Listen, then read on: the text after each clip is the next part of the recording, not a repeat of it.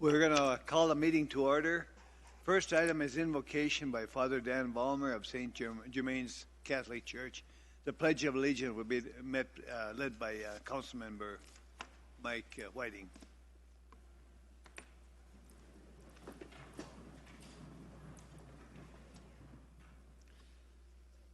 Lord God, we give you thanks and praise for all the blessings you bestow upon us. We have special blessings upon the men and women of our armed forces, blessings of protection and safety as they guard our freedom and security. We also sing blessed protection upon our firefighters and police officers as they work to keep us safe here in Prescott Valley. We have blessings of wisdom upon our parents. Give them a little portion of patience with their children. May they be good role models for their children. As blessed protection upon our children during summer break.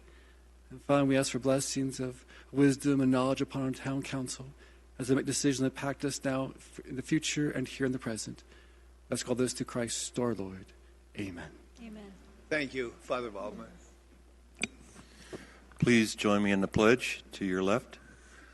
I pledge allegiance to the flag of the United States of America and to the republic for which it stands, one nation, under God, indivisible, with liberty and justice for all.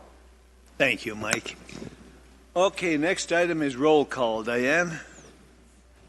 Mayor Skoog. Present. Vice Mayor Anderson. Here. Councilmember Grossman. Glad to be here. Councilmember Mallory. Here. Councilmember Nye. Here. Councilmember Whiting. here. And Councilmember Rooney. Here. We have a quorum, Mayor. Thank you, Diane. Okay, next item is scheduled announcements.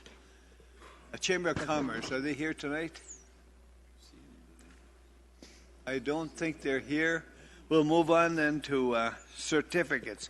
Certificate of appreciation. This is to one of our long-standing employees, Stuart Madsen, for 30 years. Stuart, can we meet you up there?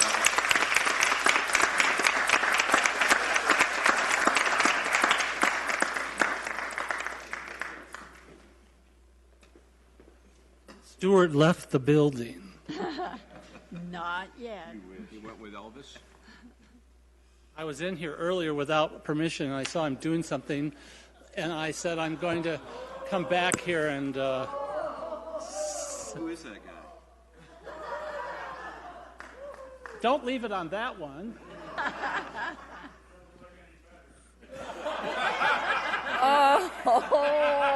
You know, I'm going to do your evaluation tomorrow.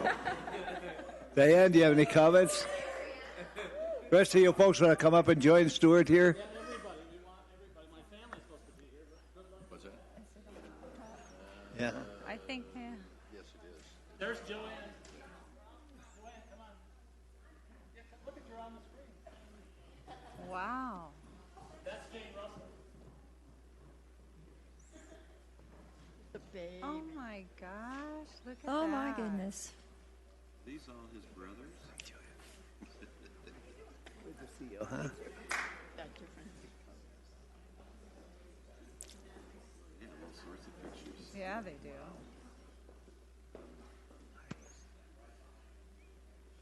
It's at least one person for every year he's served the town. Diane, any comments? Is that his house? Well, Stuart, 30 years.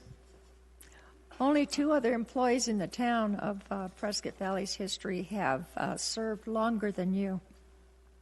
Stuart's taken the library from a hole in the wall to one with many holes in the ceiling.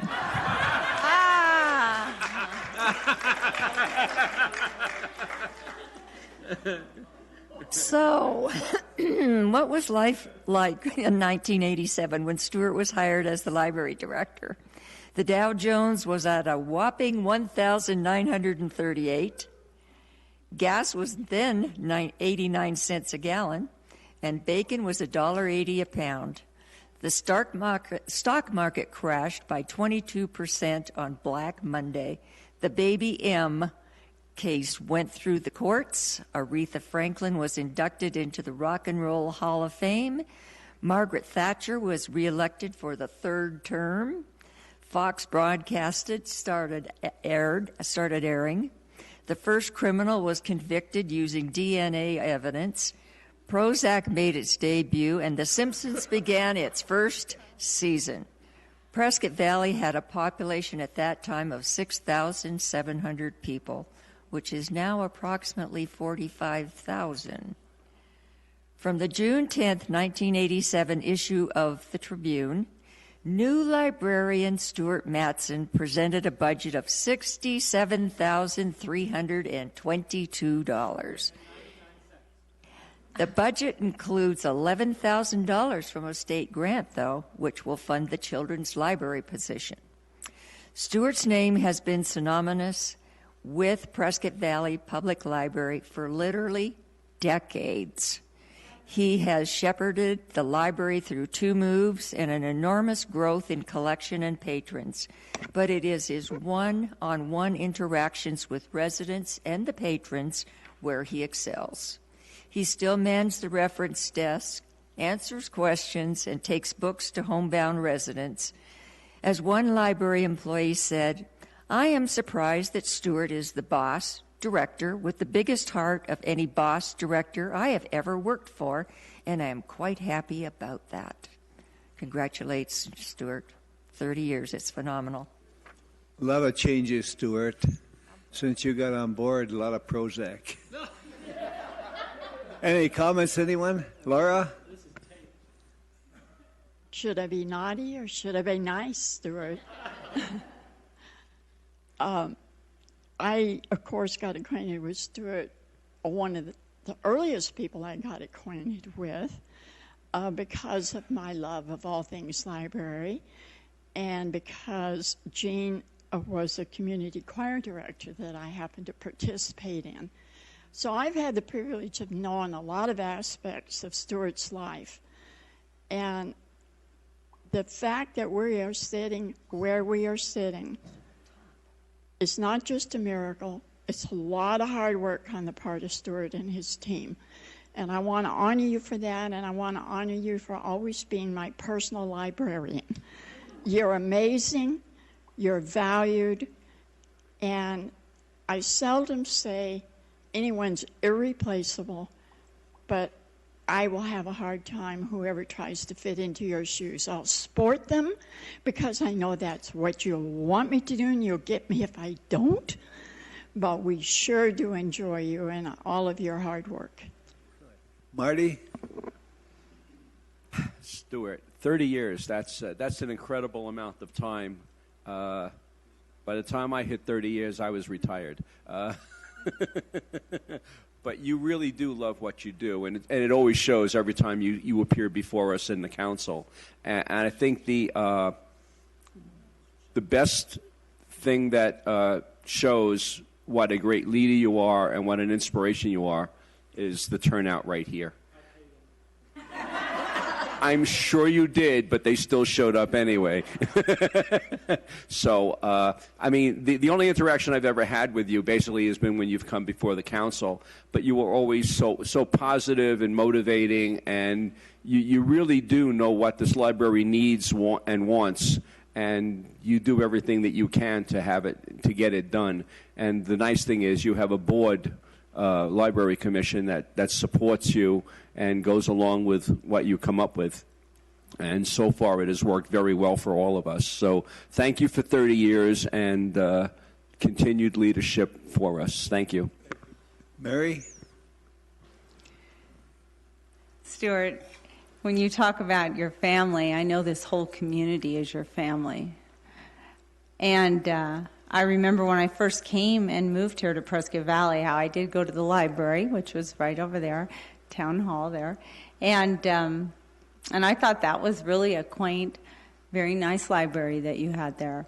And then this one came along, and this is astounding. It's beautiful, and you do so much with it. Your outreach to the people and the kids and everybody, it touches everybody. You touch everybody, and when I first became a councilwoman, you also touched me with the time that you brought that lady over and we did the book reading for my father. And That's a very big memory for me. So you touch the lives of many, and you leave good remarks and good feelings. Thank you.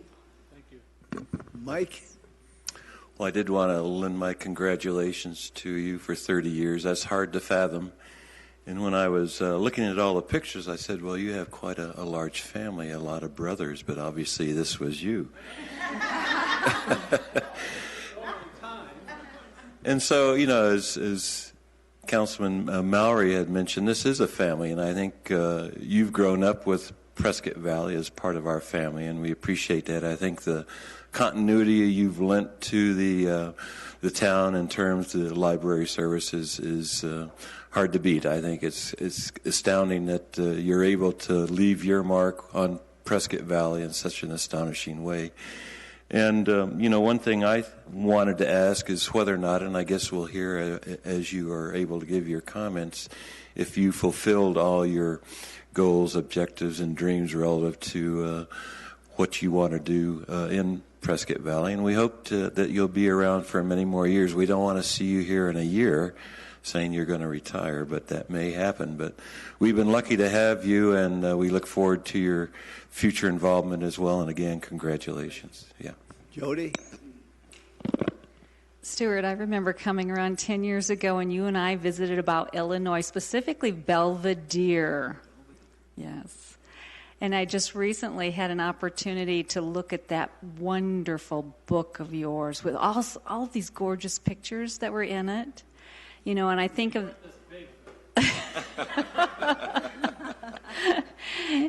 And you know, what's interesting is when I see that, I think of legacy. And you have been creating legacy. And with all of your partners here to create legacy as well, thank you. You know, and Jean has been here with you, and thank you, Jean, for what you've invested in the community as well. It's appreciated. Thank you for 30 years. Rick? Over a 30-year period, it's hard not to have an impact on something, and you certainly have had an impact on Prescott Valley. Much of what we see around town is a direct result of what you've accomplished in this library. I mentioned in the past that the library meant a lot to me growing up, and I know it means a lot to the people of this town. And I want to thank you personally for everything that you've done. Thank you. And here's a lady that was with the very early part of the library. She's up there in a costume. Mother Goose. Mother Goose. I'm going to give me your real name. 30 years, 3 library buildings, a fantastic staff in all of them, wonderful volunteers, met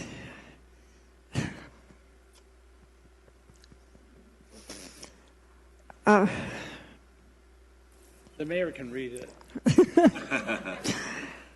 I met a volunteer. He's a retired policeman from Michigan.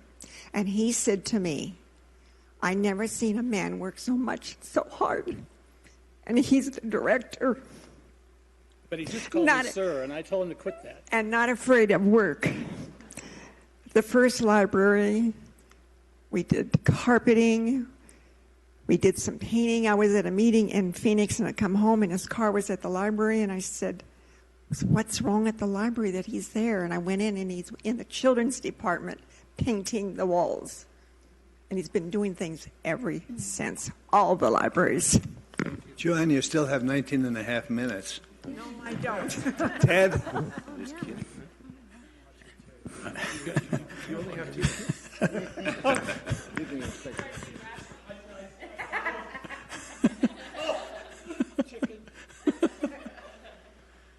30 years. I'm not even that old. I mean, good night. Well, Stuart, as I said in some of my comments, most of them which were edited out, thank you, Ryan, but, you know, I've worked with a lot of directors for public libraries, 2 academic libraries, and this is the best one I've ever worked at. And I would say I thought the last library I was at, you couldn't get any better staff, but the staff here are definitely better, and I think a lot of that, you set the tone. As I said a bazillion times, you know, with a big heart, and I'd rather have a director, a boss that cares than one that just, you know, shows people around. So I appreciate relationship that we've developed working together. Ted, we've got your comments, the one that Ryan edited out. We'll come to that in a minute. Larry, you got a comment? He gets a half a minute. All of a half a minute? Okay. I find myself wanting to compliment you, and it really scares me. It really does. But there is one thing I want to say. And having a wife for 58 years as a professional librarian, there's a standard that I've seen. And you live up to that standard, plus the fact you're able to deal with people without creating too much chaos. And I think that's good. Just a little bit, yeah. Thank you. Thank you, Larry. Who's next? Charlotte, are you next? Okay, sure. Yes, Stuart, it's been an absolute pleasure to work with you for the last 3 years, and I really appreciate all that you do here. It's amazing to me, and I think you're one of the best, most hardworking people I've seen. And I wish you many more years. Anyone else got a comment? Well, I'm just very thankful that Stuart made it possible for us to live here. And he has been an example of a good work ethic to me all these years, and especially kind of taught me about what it is to be professional when I'm such an informal person.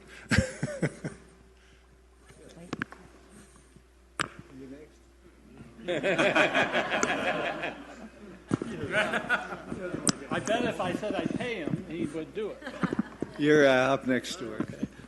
Well, I wanted you to realize that I didn't have this when I was there. I didn't have this. He didn't have this. And we weren't blessed with our son, Isaac. And so it's been 30 years of lots of changes. And as far as your question, did I complete it? I have to say the building itself is, I couldn't ask for any more of a ending of a career when that does happen. I always feel, really, I do feel proud because in 1987, the times were different, as Diane reminded us. But to be able to stay in the field and make the transition, especially into the automation stuff, and of course, it's not just me. It is this staff and the staff that I've had all these years. I am proud because I was able to hang in there and still get to where we needed to go. So I appreciate, and I've always appreciated all the council members being so supportive. I don't think I was ever anybody's real personal librarian to Laura Lee, but don't ask anybody. Harvey, Yeah. I have a challenge for Stuart. I agree with what you said about this building, but you and I have had conversations about the future need for satellite libraries. So that's your next chore, sir. Did you hear that, Larry? You send books into space. You send satellite. There you go. Yeah, that's what we need. How much more Send out books to the NASA. For the first time, Casey looks bashful. Casey, you're up. Never. A little extra. It was almost 5 years ago when I came up to the town for the interview of my current position, and I had never set foot in this library. And I walked in. The first person to greet me was Ted, but I was so he was scared, and no, I was just amazed at the beauty of this building. And when I went in the next day for the interview, and I met Stuart and everybody else on the panel. He was so gracious, and he took a chance on me. And we've had. Except for she called me Ryan. I did call. No, I called Ryan Stewart. Remember? Yeah. And I noticed he said, a lot of people said I was a breath of fresh air, but he calls me the gale force wind. And I can't thank him enough for all the valuable lessons he has taught me and all the chances that he has given me. He is really an amazing director, and I greatly appreciate him as our staff does. Casey, I want to warn you. When Ted started 10 years ago, he didn't have gray hair. I won't go there. Anne, you had a comment?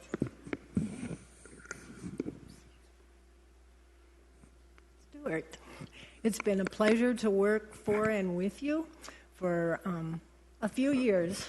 We won't say exactly how many, but we've grown from the Civic Center to here. There have been many positive changes along the way, and I appreciate your hard work, and I enjoy working with you. Thank you so much. Ann's very dedicated, but I remember her interview. She brought rice cakes with peanut butter and celery for, wasn't that what it was on your? Peanut butter, raisins, and tortilla chips. So that was all it took, you know. There you go. Thank you, Stuart. Thank you, Dan. Anyone else? Rick, you got one more thing to do? I do. A couple of things. First of all, Stuart, here's your pin for your 30 years. Stick around, you get an extra pin, 10 more years. 4 of them. I don't know how many stones you can put in. Well, you get another stone after 10 more years, so. And your gift.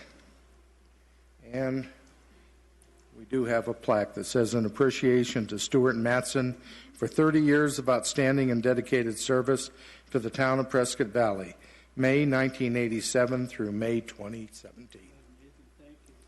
Thank you. Heidi wants to get a. Heidi wants to get a picture of you. Heidi wants to get a picture of you, but so far you've been hiding behind all these ladies. If everybody else, what do you want them to do, Heidi? Turn. Just us. Just smile. Yeah. Scandians. Ted, smile. Okay. Did that work? Stuart, congratulations. Thank you. Keep up the good work. Another 30 years. She got her. Everybody. Everybody? Yeah. Oh, okay. All right. It worked. There's a check-in there. You buy that lunch to all of us. You wanted to go? Have a good one. Did you have a comment, Larry? We'd let Ivan talk too, but that would be too long, I think. Ivan, did you have a comment? No? Larry? If there's no other comments, we'll go on to comments, communications. Anyone on the council got any comments or communications? No? We're good. Good indeed. It was actually a good meeting.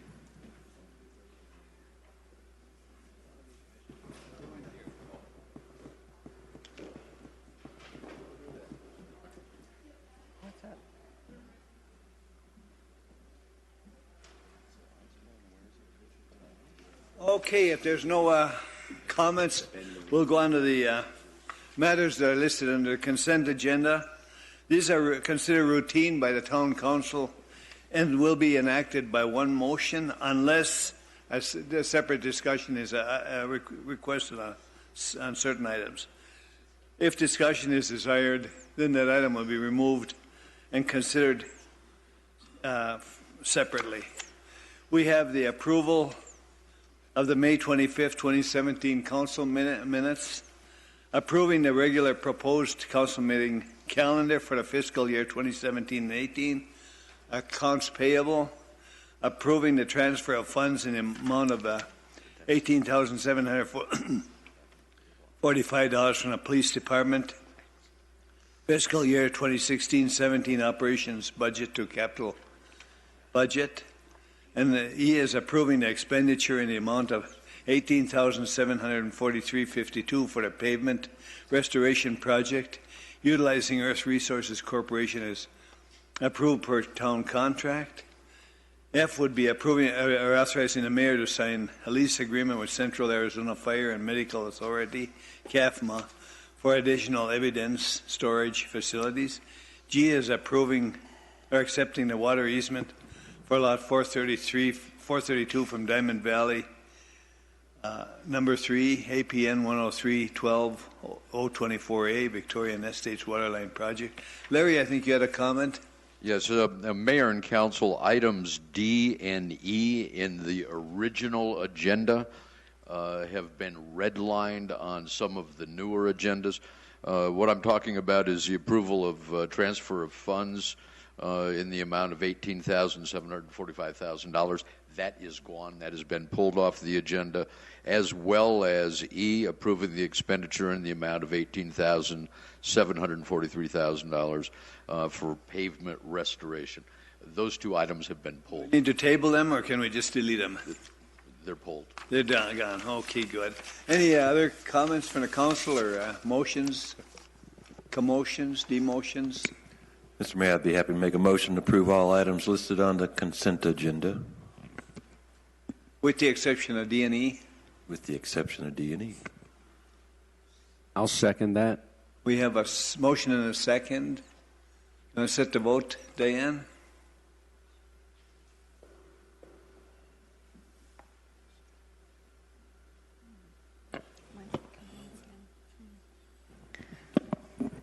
Councilmember Rooney, how do you wish to vote? Yes. That's unanimous, Mayor. Thank you, Diane. Okay, we move on to number 9. 9A is consideration of approving a memorandum of understanding with the NACOG for the continued implementation of the voucher transit program through fiscal year 2017 and 18. Norm, you got any comments?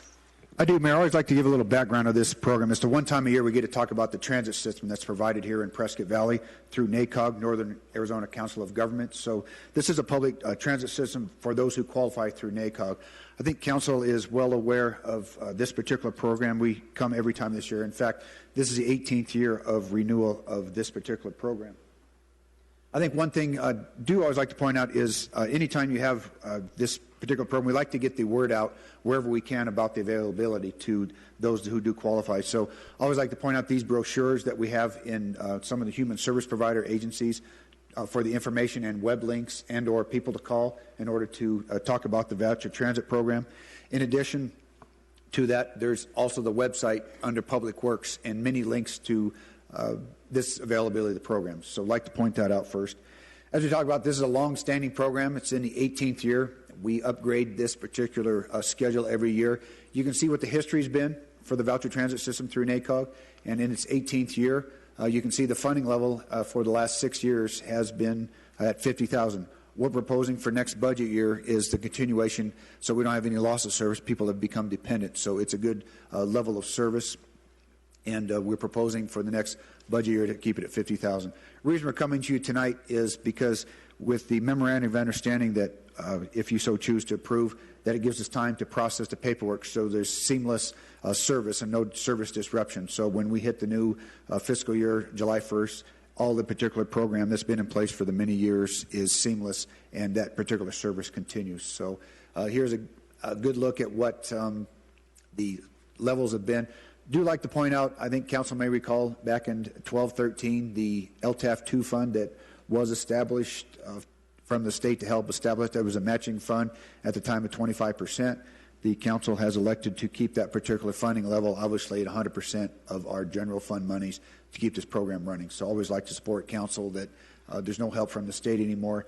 I always point out, I remember back when I did the presentation 5 years ago, they actually, excuse me, took the bucket away. So it's not like it's still a funding source. They've eliminated it. So it's nice that we still, particular council offers that service to Prescott Valley residents, those who qualify through NACOG. I do want to show one other thing before I bring up, as usual, NACOG Representative Leah Tsakovich.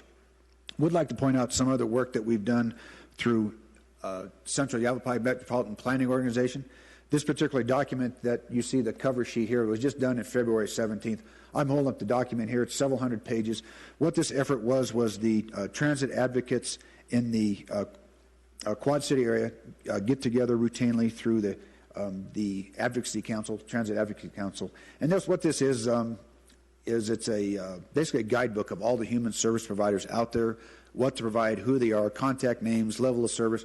Also, what's most valuable about this particular guideline and data book is some of the grants they can put in for vehicles. So this is all-encompassing. The Central Yavapai Metropolitan Planning Organization just got done with it. This is available on their website, but it's a very good document, paid for the federal transit dollars that come to the area through CYMPO, and this book is up to date with all the resources that are available. So I'd like to point that out, too, that if particular residents of Prescott Valley can't be served through the voucher transit system through NACOG, there are many other services in this particular book. So I'd like to point that out. The other thing we get quarterly is you can see some of the ridership. Of course, the fourth quarter isn't done now, but you can see the particular residents we serve, and NACOG sends us this particular information about where the rides being requested, whatever gap in service level of, there's always a need for more rides, but it does show the particular request for what those rides are used for, and we do get that on a quarterly basis when we make the payments to NACOG. With that, as usual, I'd like to call Leah Sikavich up and tell you a little bit more about this year's program and what they anticipate for next year if you so choose to award and renew this memorandum of understanding for another year. Leah, come on.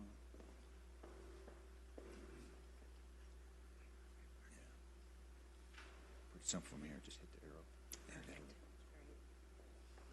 Welcome. Good Thank to see you. Thank you, Mayor, council members. So I'd like to just give you a brief update of where we are currently this year with our transit system. I want to get more to the specifics here. So currently we have 5 providers that we have as vendors. And as a total, we have provided 4,531 rides and still counting for this year. So quite a few that have been serviced. The greatest need, as you can see on this chart here, is for basic needs, for getting to doctor's appointments, running to grocery stores, just your basic needs. And then you also have medical and then work-related and job-related need as well are the top 3. Currently, we service about 500 rides per month, and that is about half of the reported need. As you can see on the chart here, we're typically requested about 1,200 to 1,300 rides each month. And thankfully, we are able to provide those 500 rides per month for residents of Prescott Valley. I did forward over some thank you notes from the community. I don't know if those had been shared. I wouldn't mind sharing one with you today if you'd like to hear it. Okay. Okay. Dear members of the Prescott Valley Town Council, I would like to thank you for having made it possible for me to have received taxi vouchers this past year. I have been able to get to doctor's appointments and to the market without having to ask neighbors or friends to help me, which they are not always able to do. I am 86 years old, and I never expected to reach that age. And now that I have, I've found myself in need of help of various areas of my life. The vouchers are very important to me, my friends, neighbors, and all whom live within the senior housing apartments. I hope you will be able to extend this program for yet another year. Thank you. Thank you. Appreciate that. Also, on behalf of Terry Drew, our regional director, we gratefully acknowledge the members of the council and the town of Prescott Valley for continued support for this important service and for your dedication to constituents, businesses, labor, and families of Prescott Valley. Also, special thanks, as always, to Norm Davis and Deanna Serino at the town of Prescott Valley as well for their continued support and efforts each year. And, of course, the community thanks as well. Are there any questions? Questions, anyone? Laura? I don't have a question, but I really want to thank both you and Norm for proving once again that we do have transportation available in our community. We take a lot of comments that are uninformed that we don't have available transportation here. And I've always been very proud to sit on this council through thick and thin with our budget years. We still continue to support our citizens who really would be in trouble without this voucher system. Absolutely. And I'm pretty sure I'll be one of them one of these days. So I'm going to continue to champion it. So thank both of you. Thank you. Good. Thank you, Laura. Anyone else? Mike? Yeah, I just want to throw in my 2 cents worth, but I always look forward to this investment we make in the community through your program, and I think we feel obligated in one way because it's been going on for so long, but I think all the members of the council support it as well, and obviously you're accomplishing the things that we hope you are. Thank you. Unfortunately, we can't meet all the needs, and I think I have seen where even your providers is being spread out more, so it means that there's more availability, different kinds of transportation available for people to take advantage of. So we appreciate the partnership with NACOG, and we hope to see the program grow, and perhaps there'll be funding in the future that will help us see it grow. So thank you for your help. Thank you. Jody, you got a comment? Thank you, Mayor. I appreciate you taking the time to come. Thank you. Thank you. Your document, is that the mobility management document, the February 17 document that's on the counter here? Correct. Okay, very good. The information that was provided, if I heard you correctly, was there were around 4,500 rides this year. Yes. And I also heard that there were 500 rides here that were provided for through the vouchers. Is that correct? Correct. That's on a monthly basis, about 500. Very good. I've also heard that there's still a need, though, of around 1,200 to 1,300. Correct. So we're helping, but there's still a need. There's still always a great need. Yes. Yes, especially with people coming here. The population is growing. People are moving to the area. Number one area of growth, so for Arizona, so definitely. Okay, very good. And you have 5 providers at this time? Currently, yes. Good. Thank you. Thank Appreciate you. it. Anyone else? Any other? Laura again? You ready for a motion? I think we are, yes. Motion to approve the memorandum of understanding with NACOG for the continued implementation of the voucher transit system through the fiscal year 2017-2018, pending all final FY 17-18 budget approvals by electronic vote. Good. I'll second that, Mayor. We have the motion and a second. Would you set the vote, Diane?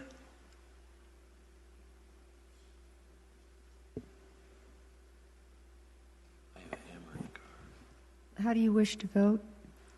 Yes. Yes. Thank you for coming up. Thank you very much. It worked, Diane? Yes, Mayor, that was unanimous. Thank you. Norm, go for it.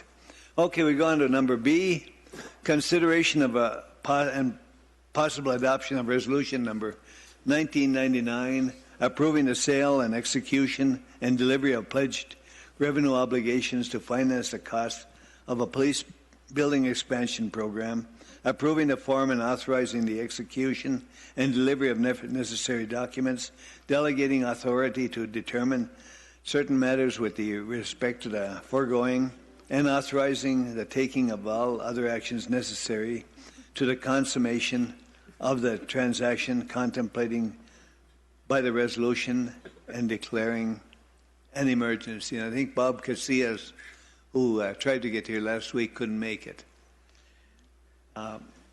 Mr. Mayor and Council, as you know, we covered this in work study last week, but we didn't have a full team, and so I'd like to ask Bob and Bob to come up as well as Bill, because I know that he really wants to come forward to the microphone. But we're talking about the funding possibilities, and this action would go forward working with Bob as it relates to the expansion over at the police station. And with that, Bob, we did the talking last week. Your turn. Good evening, Mayor, fellow council members. Mr. Tarkowski, thank you very much. Rest of the staff and those in the audience and those listening and or watching at home, or wherever they may be. Appreciate the opportunity to be here tonight. Bob Casillas with Stiefel. First, I need to apologize for my inability, unfortunately, to make it last Thursday. I couldn't break through the line, but I did have a chance to listen and watch the replay of the work study session, and I thought Mr. Tarkowski and Mr. Kopi did a fine job. So I wanted to just briefly observe and review some items for the council, answer any questions that you may have.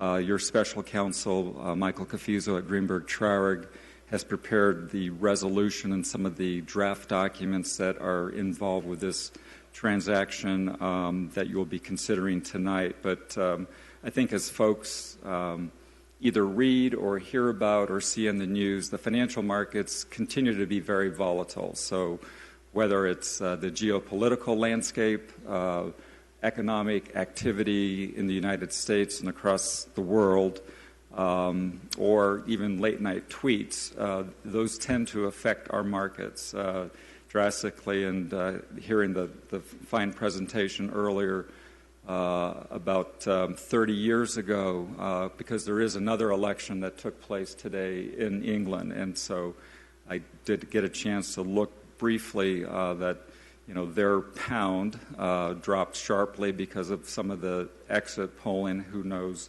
whether that's credible exit polling, as we have our own experience with that as well. But we'll see how the markets open up tomorrow. But I think it's fair to say, if you look at the last 10 to 15 years, we're still in a very attractive environment to be accessing the capital markets. And so I think what you have before you in terms of the resolution and the approach, working again very diligently with Mr. Tarkowski, Mr. Legler, Mr. Copey, and the rest of the financing team to bring this before you tonight. But please recall, we're using the same approach, the same financing structure that was utilized, the private placement in 2015, when the town at that time considered to refinance, coincidentally, the certificates of participation that were issued in 2007 to finance the library, the joint library project. In 2015, that private placement was utilized. That resulted in about $630,000 of debt service savings. Again, here in 2017, for this private placement, it's not a refinancing, but it's obviously to finance the police expansion renovation project. Some of the other items I just wanted to mention to you, we're, again, assuming the council deems it appropriate tonight to adopt the resolution, whereas as soon as tomorrow, ready and in a position to send out what we refer to as a term sheet to various financial institutions, not only in Arizona, but across the country that typically participate in private placements. That's roughly a list of 15 different firms. The same approach as we used last time, and we hope to and expect to get a good interest across various financial institutions. That term sheet has the amortization of the bonds, which is 15 years. Also, it sets forth the security for the bonds, which the legal pledge are your excise taxes, state-assured revenues, licenses, fees. The intention, obviously, is to use the development impact fees to pay the debt service on this private placement. I think, Mr. Copey, the goal stated for the town is try to keep that debt service roughly at $300,000 a year. We're hoping when we do get interest back from the financial institutions that interest rate comes in at a low rate. We're estimating anywhere between 2.5% to 3.5%. We try to be a little conservative. We've seen with some of our other clients in the last several weeks, similar private placements come in around that lower range. Again, it's not apples to apples. We just have to wait and see what kind of reception that we get. And then we would be in a position, again, assuming the town council takes action tonight, to receive the responses back, and then working with staff and the rest of the financing team, identify who is the most advantageous financial institution in terms of the terms that they propose, and then negotiate the final terms. The resolution does delegate to Mr. Tarkowski and or Mr. Copey to finalize the terms, and once that is done, we anticipate closing this transaction by the end of July is the goal. So I tend to keep on talking, but I'll pause for a moment perhaps to entertain any questions that you might have. Questions, anyone? I think, Bob, you've been a big help to us since way before Prozac, and we've appreciated that. Good job. Bill, you have any comments about the building? You have to use the microphone, Bill.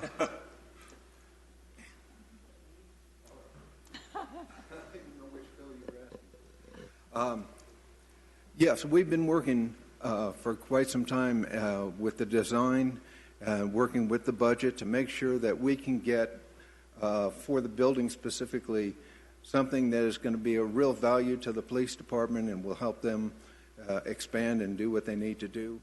So we're coming very close to it. Our design is almost complete, and our bid package is almost ready to go.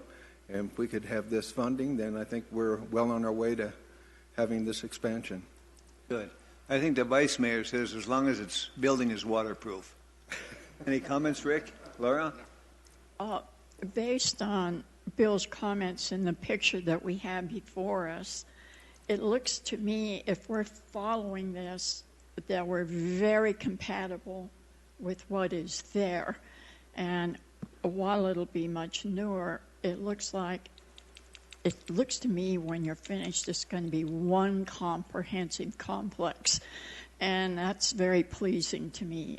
I always was worried about what we would design that wouldn't fit in with our grounds here. But so is this a final drawing, or will there be more changes to the one we're looking at now? No, we're pretty much finalized on the look of the building. We've gone through working with the suppliers to get bricks that are going to match the existing building, and we're pretty much at 99.9% on our drawing package. Well, I applaud all of you. You've put tremendous time and effort in it, and it looks very successful to me.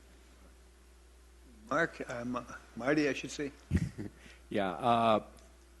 What impresses me most about the architecture and how this building is going to be put up is because it's being built as a separate building, it's going to impact.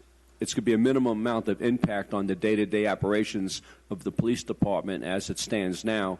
And when the building is finally near completion and they have to connect the two, it's still going to be a minimal amount of impact. I think that's impressive with the way it's going, and there's, the amount of thought that went into this and how it was going to be constructed is admirable. So thank you for those efforts. And as Laura Lee said, it's going to be a beautiful building when it's done. Thank you. Good. Any other questions or comments? Motions, whatever? Anything else, Bill or Bob? No, not from me. Thank you.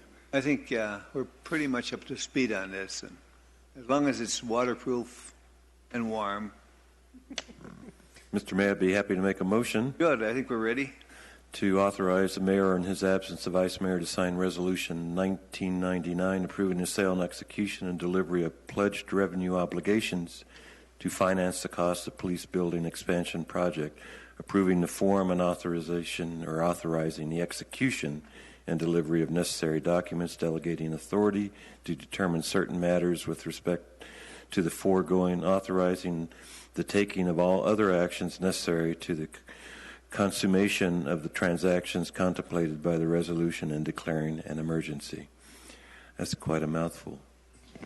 I'll second that. Good. We have the motion in a second. Would you set the vote, Diane?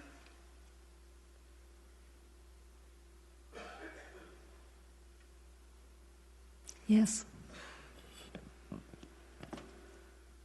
That's unanimous, Mayor. Thank you, Diane. We'll move on to C, consideration of approving the amendment for the agreement with CH2M Hill, OMI, for operations, maintenance, and management services for fiscal year 17 and 18. Neil, I understand you have Chris Maines here from OMI, and I think Yuan is back there. Am I right?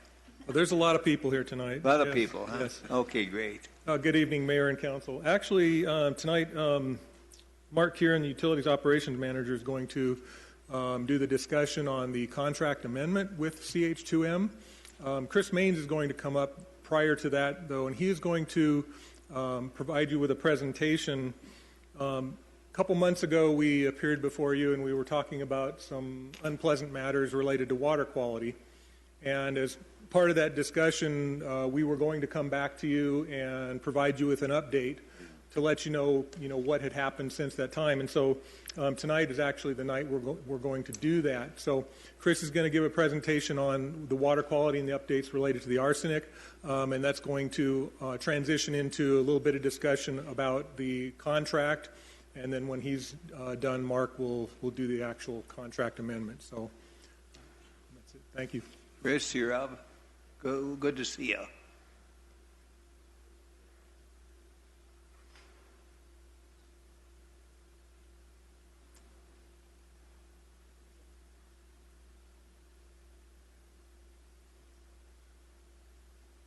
Good evening, Mayor, Council, Mr. Tarkowski. Thanks for having me. The objective of this presentation is, as Neil iterated, was to not only give you an update on what's occurred since the last meeting we had here and discussing with the arsenic and the monitoring and our improvements internally, but also to provide some staff acknowledgments too over the year. I think it's important to announce our staff that contribute to all of this and all the hard work they put into it. So, but what I'd like to start out with is, since we're embarking on nearly a quarter of a century relationship, we thought it would be really cool to pull together a video for the town of Prescott Valley, and it was done by a drone, and it was a video of the wastewater treatment plant. And it's just kind of a little story about the treatment plant. So it's about 6 minutes long, and with that, I'll give it a shot here and see if it plays.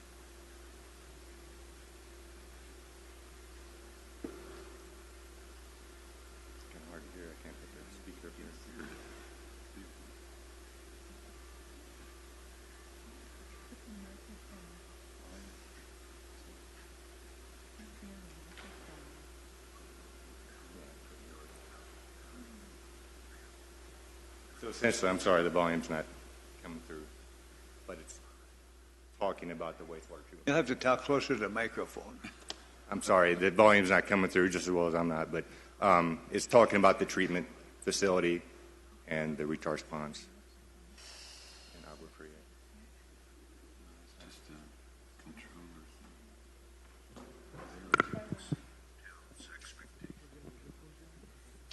I don't think so. I don't know.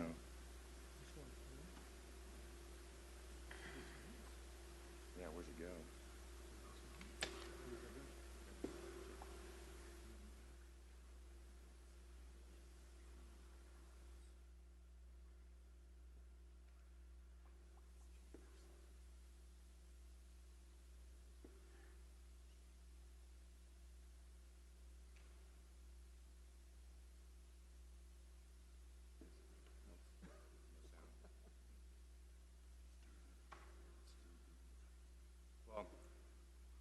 Apologies for that. We'll go through the video and then we can share this or at a later time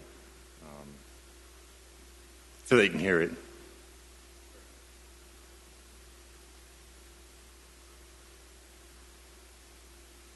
So here it's talking about the clarifier treatment.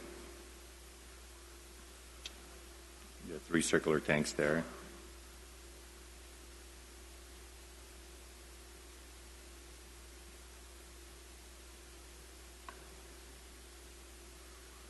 These are the disc filters producing the clear water before final discharge.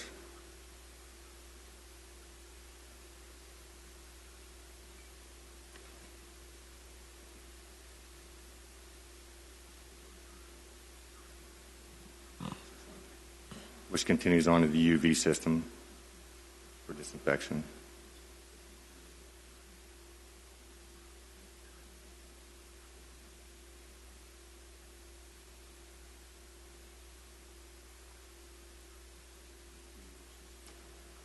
Onto the holding basin before it's... Better explain that. That's not a swimming pool. No, it's not a swimming pool. No, I don't advise. And obviously from here it either goes to the agua or to the recharge ponds.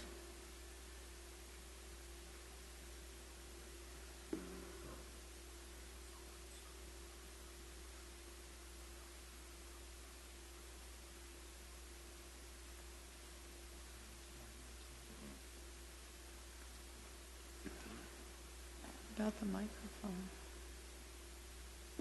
Solids handling process where the solids are separated via coagulation with polymer, separated from the water.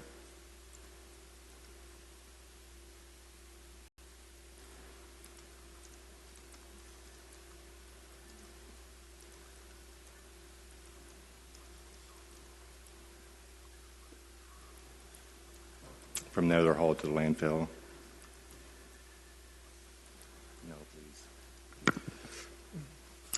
So anyways, CH2M Hills put this very good video together for us. You'll be able to see it at a later time with the full sound and everything. What we thought, though, was it would be kind of cool to put this on our website and also to show this maybe at Citizens Academy. You know, we have a lot of people that come to that, and I generally offer to give them a tour of the treatment plant. But if we play this video at the Citizens Academy, they'll be able to see it. I'm going to play it while they're eating, so I'm sure they'll really enjoy that, especially the sludge part, you know. But True. You know, this I think will give people a better idea of what goes on out and down at the treatment plant. Most people don't realize how involved the technology is, and you know to what extent we go to make sure that we have. Provide clean water before we discharge it to an environment and then recharge it back into the ground. So, unfortunately, the sound, not tonight, but we will get this and let you guys see it later on. So, yeah. Okay.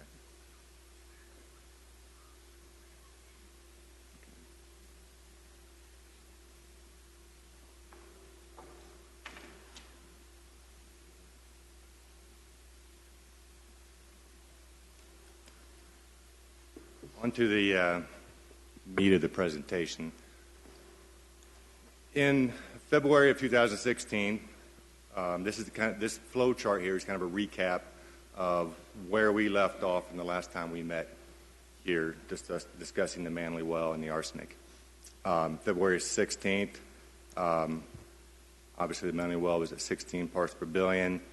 We resampled; it was at 6 parts per billion, bringing the average to or 11 parts per billion. It was put online after that at 11 parts per billion.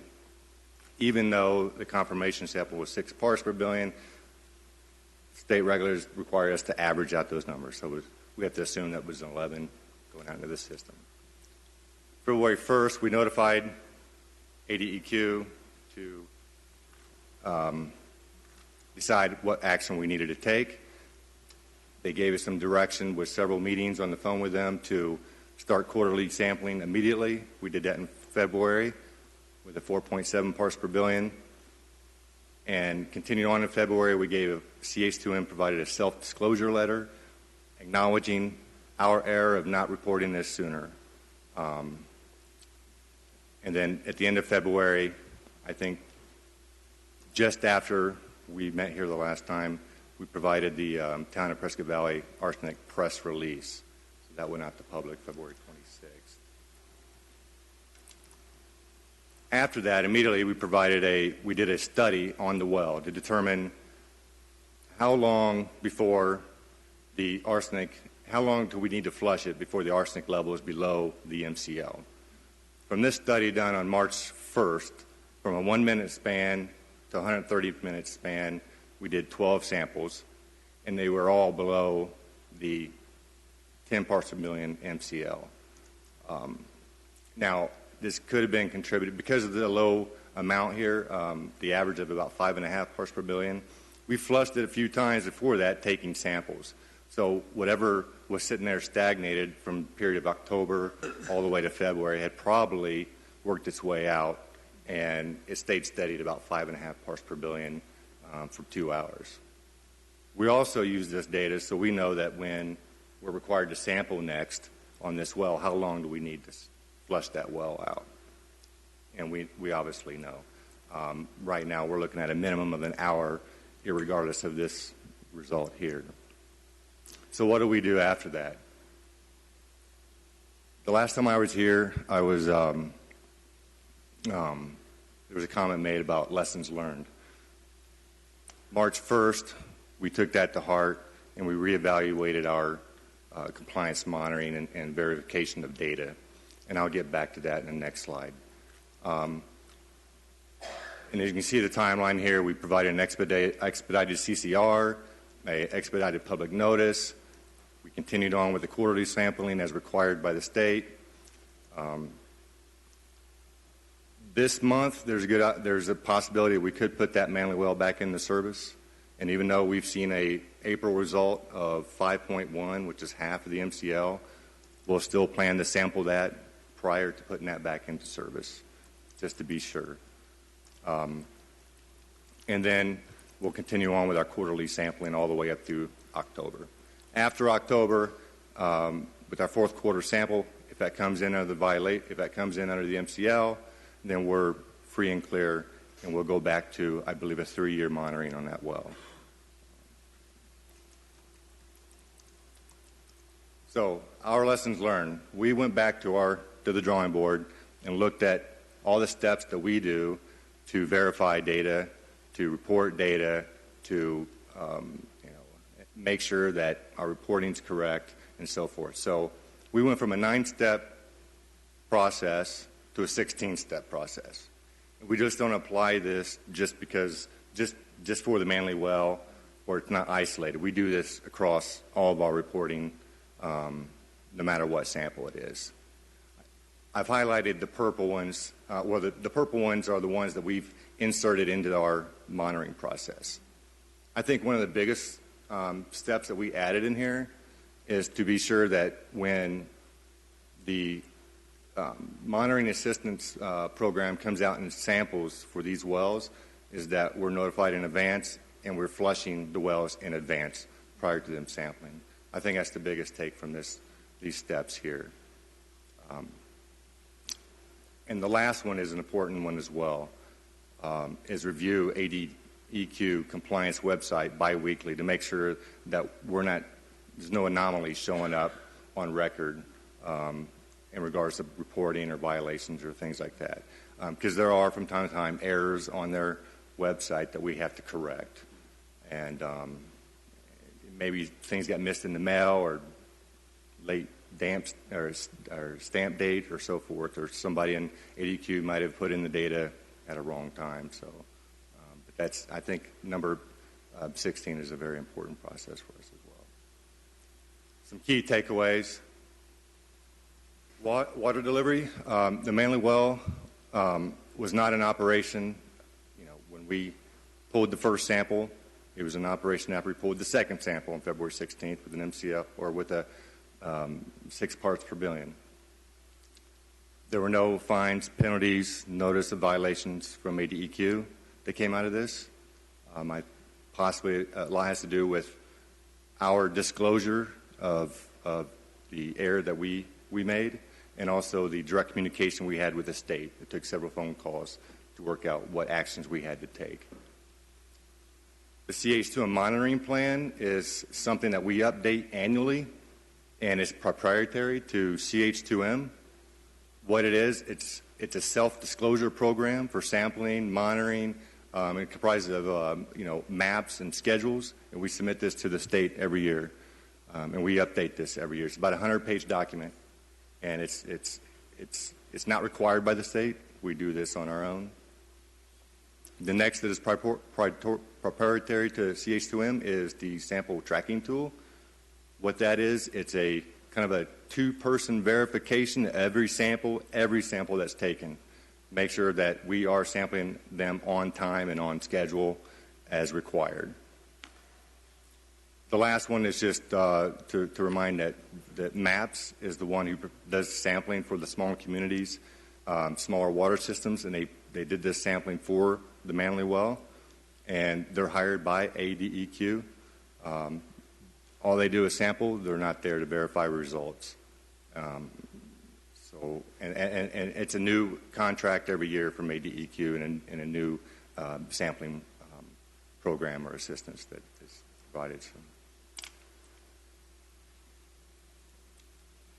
So all of those 16 steps applies to all of our samples across wastewater and water. And this is a snapshot of how much effort is taken in from our staff every day, every year. So just for example, I won't go into both of them, but wastewater, we submit 21 reports annually. Physically, we take 478 samples, which comprises of 1,894 chemical substances tested, which we individually verify throughout the year with 2 people. And water is almost twice as much as wastewater. So there's a lot of time and effort and manpower put into not only pulling the reports together, taking the samples, but also verifying each and every one of those samples. And then the top part of the slide is we ship out 57 samples per week for testing. So that's a significant amount. Now what I'd like to do is kind of change gears and talk about some staff acknowledgments, which is my favorite part. So we take safety seriously, and it's our number one priority. We have daily meetings. We have things called pre-task plans, SOPs, activity hazards, and we apply them daily throughout our job. And I think the 850 days with no lost time contribute to that. And that's over approximately 176,000 man-hours that we've gone without an accident here at this project. Because of that, we've earned 7 Arizona Water Safety Awards this month, or last month, and we just received 3 National Safety Awards for this project, for our due diligence and safety. Out of 90 applicants for Rural Water Association Plant Operator of the Year, our lead distribution operator, Shane Satcher, was awarded the Operations Specialist of the Year. And that's out of 90 applicants throughout the entire state. So we're very proud of that. He's proud of that, and I think his leadership, his ethical way of doing business, and his commitment to this project was well worth it. And I have to point out that Mark Kiernan was a key player in acknowledging that for Shane in the application process. We have 16 employees with 43 certifications, and there's not a lot of projects out there like that, and those 43 certifications go across water, wastewater, distribution, and collection, so we're really diversified in our staff. And it's not to take away the other employees that add value because of their experience. We need that as well. So what do we get out of the staff? There's so many certifications. I think we get a lot of efficiencies. We get, we can compare it to a benchmark that AWWA sends out every couple years. And what this benchmark shows is the number of employees per customer accounts or customers out in the public. So for Prescott Valley, in a population, this is compared to population sizes from 10 to 50,000. Prescott Valley, for one of our employees, they essentially support 1,037 customers in the water field. The top percentile in AWWA was 614, so we're nearly double that. And then wastewater, one of our employees support 1,539 customers, and that is over double of the top percentile, according to AWWA study. So I think because of our diversity, our cross-training, our certifications, our lean way of supporting a project, we're able to compare against this benchmark. And I think it stands for itself. Some other customer service notables I'd like to bring to attention is I get these, and we all get these from time to time, and I think they're awesome. I save them, and I refer to them often. But these come directly from our customers in the public, your customers, and our client, which is yourself. Some of these notable quotes. I have a joy to report the wonderful attitude. Can't tell you the added value this type of interaction provides us. So we're very proud of that. At this time, if you have any questions about the arsenic. Mary? Oh, I don't really have any more questions about that particular. I pretty much understood what went on to the best of my ability. But I just want to take a moment to tell you and the rest of the department and staff that I appreciate what you've done from what happened. I appreciate the video that you put together, and even though there's not sound, the point is that what you do is very technical and a lot of work that a lot of everyday people don't always understand. But we always have the expectation, and I do, to wake up and turn the faucet and the water shows up, And we don't always take consideration the manpower that it's taken over years and years and years to get that to that point. So we're all human, and we learn from our mistakes, and I know that I've learned a lot through all this, and I appreciate you, I appreciate the staff and the employees, and all that you've done. And moving forward, as you've added other things on there to make sure that we maybe have a check and recheck of balances. So thank you very much. You're welcome. Laura? I'm probably going to echo some of what Mary just shared with you, but I want to back up a little bit and go back to that meeting where we all had the shock. Because, I've been here long enough that I'm well aware of your quality of excellence. So that was really, really a shock for me because I've always been aware of your excellence. I'm again aware of that excellence because with an abundance of caution, you have learned very well. You have a whole new plan to prevent that particular incident from reoccurring, and that's so commendable because it sounded worse than what it was. And I know some of our citizens were alarmed. Fortunately, I didn't have very many calls. And all of you out there, as Mary said, we trust you, we respect you, and we thank you for returning to your quality of excellence because this proves that to me. Thank you. You're welcome. Good. Other questions, Mike?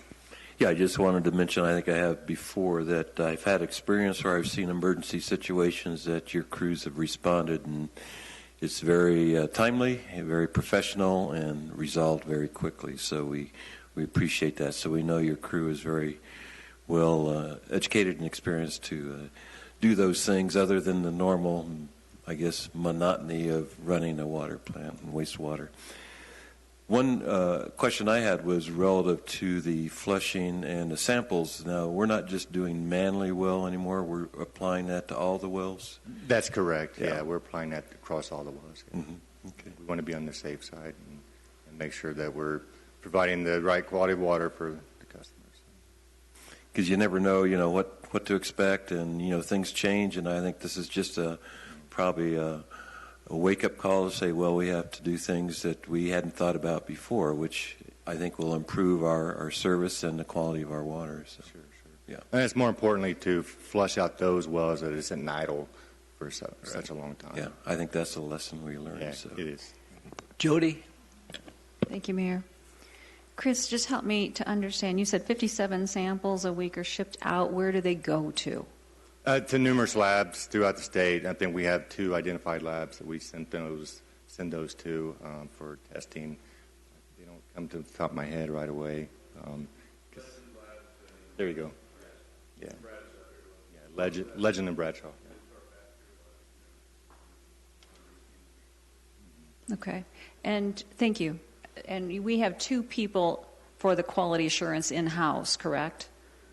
Well, we all take responsibility in that, but typically it's the operators that verify the results, do all the data, and then it goes to the supervisor for final confirmation. Okay. And then if there's any anomalies that show up, we'll be immediately contacting our compliance group out of corporate office. Mm-hmm. Okay, so once the samples leave here and they go down to the labs, that's the independent check?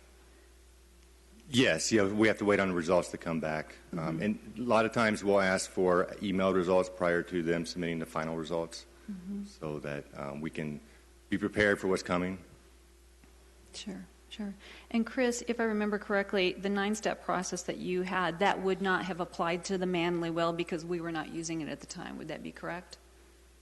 The 9-step process was used at the time, but there were gaps in there, such as contacting our compliance group immediately if we see a value greater than the MCL. Sure. So that's been added in that process. Okay. So at this point, it's into 16 steps, and I appreciate that. You took a look at your process, and you made mitigation measures. Thank you for doing that. I've been to your facility earlier this year here at our town, and it's a fabulous facility. Neil took me out. I appreciated that, Neil. Thank you. It's nothing like seeing it and smelling it, and I did not touch it. I want you to know that, okay? But your staff were very helpful that day as well. Thank you, Chris. Yeah, you're welcome. Good. Vice Mayor? Well, I just wanted to make sure after the last or at the last meeting when we discussed this, I was kind of vocal about it, and I just wanted to make sure you understood that it had nothing to do with the quality of your employees. That was never in question in my mind. My only concern was the reporting process, and that's it.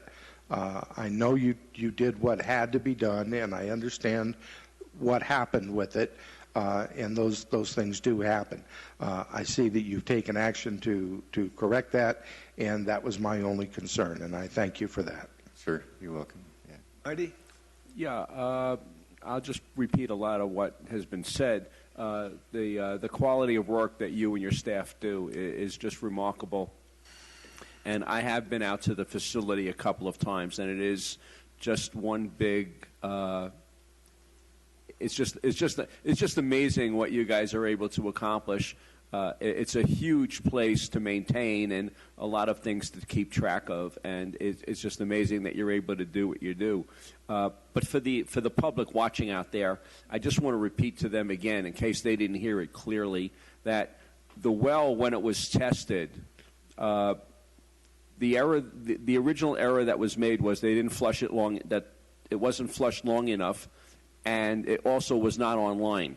And I just want people to know that, so that their drinking water and their water that was coming out of their taps was never in danger of containing a high level of arsenic. And that's important to let them know, because sometimes something like that could get glazed over by the amount of information that you've given us tonight. And I just want to repeat that for their sake. So thanks again for all you do and for what everybody does. I mean, your staff is just amazing. Thank you. You're welcome. Good. Yeah. Other comments, questions? Anything else, Chris? Yes, I'd like to invite Mark here. He'd like to acknowledge the safety operator specialist award. Mark, it's good to see you. Thank you, Mayor. Thank you, Council. Yeah, I look forward to this time each year to be able to talk a little bit about our staff, and I appreciate actually Chris putting all of the information together for all of you, as well us working with us, because I know immediately following the event there were a lot of meetings, and Neil and I and Chris and staff worked really hard to, plan out a aggressive path, get it done quickly, and to improve. And they've obviously done that like they always have. But anyway, I'd like to. Let me see who I've got out in the audience. I've got a pretty good group. First off, I'd like to acknowledge the Western Region Vice President, Gary Young. He's in our audience tonight supporting the group. He came down for the presentation as well. I've got, as you know, Juan Mancha. He's in a tie. You can see him over there on the left, and I do appreciate it. Ron Stillwell, our operations. Unfortunately, Ron, I have to tell you, he's getting ready to take another assignment with CH in the Northwest. So he's done a great job for us. This is probably my last opportunity in front of everybody to thank him, but he's been instrumental in making sure that all 57 million other samples that we take have all been good. So unfortunately, we did have that, but he's done a great job with his staff and keeping us safe and compliant with the public health. Zach in the back, he's one of our newer employees. He's done a great job. He's very diverse at what he does do. In fact, he's so good that he's on the equipment side as well, not only the operations. He's getting ready to move on to Empire. He's staying in our local area. We hate to see him go as well, but Zach, I appreciate you showing up. Ethan works with Ron. He's his right-hand man, and I believe in Ron's absence, he will definitely be pulling weight. So I tell you, Ethan, right now, I'd get on the weight bench. I'd start getting ready because he's going to have to pick up the slack when Ron leaves, and I have no question he'll do a fine job. He's a grade 4, double grade 4 treatment and distribution operator. He's very adept at what he does. Last but not least, do you have anything in your possession? Does he have it? Shane, come down here. Just for a sec.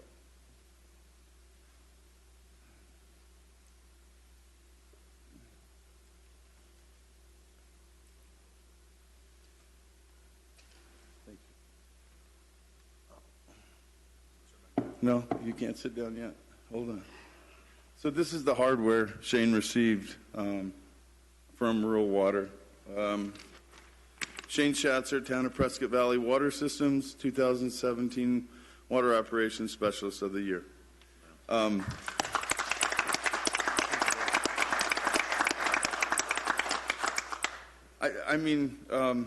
Just to let you know what went into the grading review, it's really competitive. There's like 1,800 small water systems. Rural Water of Arizona supports the 10,000 population and less water system. There's over 1,800 in the state of Arizona.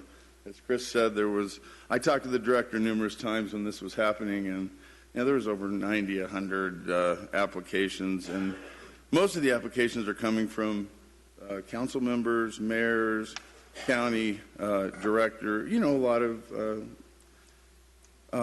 very talented folks and very talented operators. So it's not just thrown out there. This goes with a lot of hard work. But just some of the things that, fortunately or unfortunately for Shane, he's exposed to all 20,000 plus service connections and every customer every day.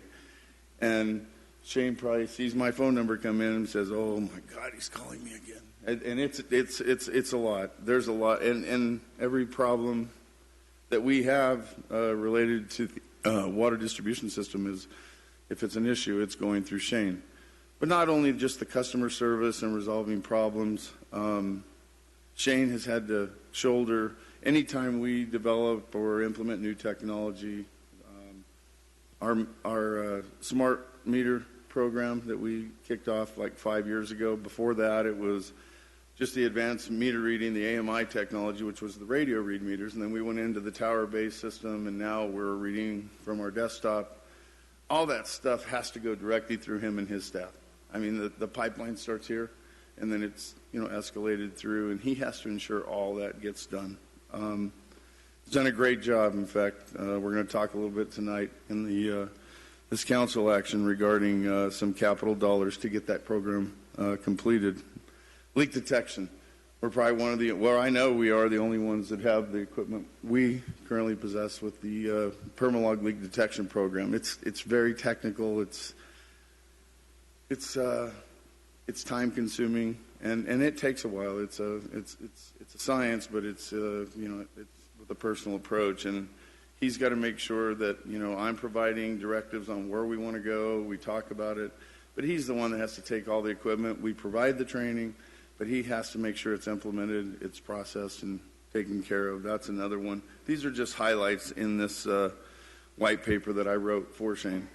And I think customer service, just in general, is the biggest part, and that's what keeps all of you and me and Neil and all of us in good shape, because he's done what he's done to make that happen. And I greatly appreciate his service, and I know I could say the same thing about many of them, but you don't get the opportunity all the time, so it's very competitive, and I just want to thank you again, Shane. Okay. Thank you. You want to say anything? Shane, you just have to use the microphone, Shane. Council members, thank you very much. The rest of the staff, that wouldn't be for just me. It's the rest of the staff that makes that happen, as well as Mark, Neil, Juan, and the rest of the staff. So, just want to tell everybody thank you very much. I absolutely appreciate the word. Thanks, man. Thank you. Shane, keep up the good work. Appreciate it. Move into the our agreement and our amendment for this year. So in 2015, June 25th of 2015, we awarded CH a 5-year contract. Since that time, we amended it once. This is the second amendment, and there's only a few items that have changed under this current amendment. We were able to negotiate with CH and extend our cleaning miles to 75 miles from 60, which will keep us on a 3-year cycle in the collection system on the sewer side. Which is, Chris, how long is that? How long does it take an additional 15 miles? That's probably another month and a half's worth of work at least. So, as you know, we're awarding this contract tonight, or you'll be voting on that with no increase, but we've not only been able to negotiate a 75-mile, 15-mile increase from what we are now in the collection system, we're also going to be increasing our meter replacements back to 1,500. One of the budget line items in the contract this year is to go from the previous 400,000 to 750,000. Neil and I discussed it. We did an assessment of what inventory we had left. We had discussions with Larry, and in about it'll be 2-year closeout. What's really impacting us on that? But anyway, just the point of that is that they're taking on this additional work, and we are holding the contract flat for the first 6 months, as we discussed, and Chris stood up there, and Neil has discussed with you as well. Just to ensure performance, we'll reevaluate in December, and at that time we'll reconvene regarding an increase if that's warranted. But I do appreciate the additional work they are going to be providing us this year, and it should be huge. The meter replacement, just to touch on that, what's really impacting us on the meters is we have so many new homes being built. The dollars that we earmark annually for meters is coming out of the same pile. So what's happening is a lot of our replacements, we could have probably been close to done by now, but when everything started happening, growing again, that inventory is going out into the new subdivisions. So we were able to work that out, which is going to be huge. On the customer service side, on the meter replacements, I mean, I get this daily. I live with it with Mark Lusan, our billing staff, how excited they are. I can't tell you the first time when they came to me and said, hey, are we going to be able to get more, when are you guys going to be putting more of those meters in? And it's like, well, we're almost to the end of the budget year. We're getting ready. It's like, it's almost exciting to have them coming to us, asking us how quickly, because when customers call and they can just sit on desktop, click a button, get into a customer screen and talk to a customer about their consumption in the last 4 hours. It's powerful. It's also a great tool. So we're hoping that all goes off without a hitch. Everything else in the budget, obviously the base fee amounts for the operations are going to stay flat for the first 6 months, and we're going to reevaluate in December. The only increases are going to be with the water meters, increasing to $750, which is going to take our base fee contract with CH for their operations budget is unchanged at this point. It's the same as last year, $3,631,405. And our total annual budget is going to go to $5,671,405. And that's you can see that in the fiscal analysis. So tonight, I guess I'm here to provide this to you to either vote to or not to approve the amendment. And I appreciate your time, and I'll answer any questions. Questions, Mary? No, sir. I have none. Anyone else? Covered it very well. Laura? Mary? Yeah, we're good. You want a motion? I think we're ready. Mayor, I'd like to make a motion to approve the amendment to the agreement with CH2M Hill OMI for operations, maintenance, and management services for fiscal year 17-18. Question and a second, anyone? Mr. Mayor, I'd happy to second the motion. Good, thank you, Mike. We have a motion and a second. Dan, will you sit to vote?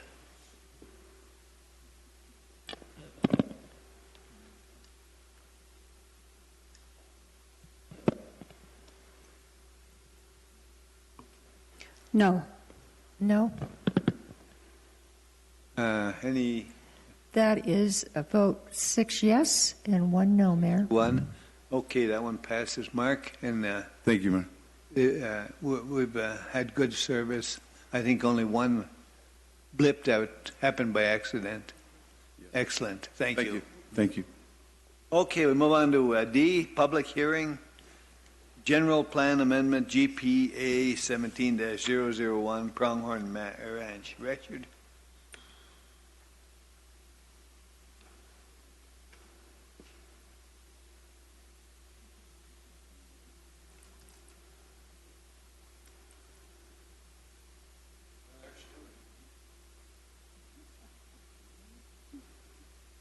That's his family.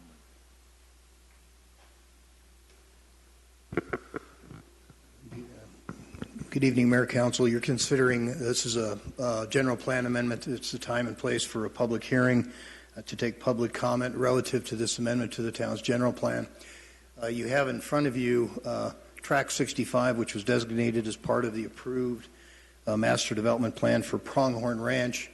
Area B was identified for a future clubhouse, and Area A, Parcel A was designated for open space purposes. The proposal is to change it from low-density residential uses to a commercial use district for the purpose of constructing a clubhouse, which would make the second clubhouse in Pronghorn Ranch. And then the area identified as Parcel A would be utilized for exclusive storage for RVs and boats and so forth, which are prohibited by the Homeowners Association within this area.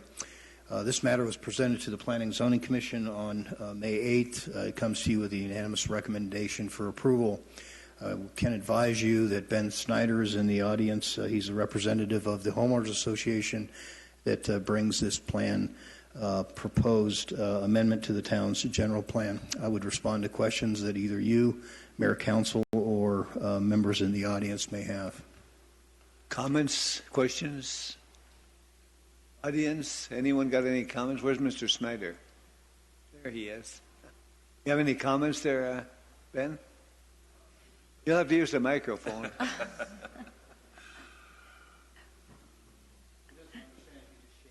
He's not used to that, huh?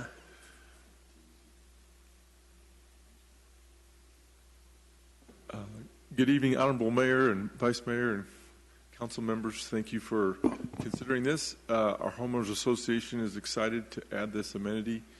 We've had 2 surveys with very high percentages of support in the 90 percentile for this amenity, and we're just thankful for your consideration.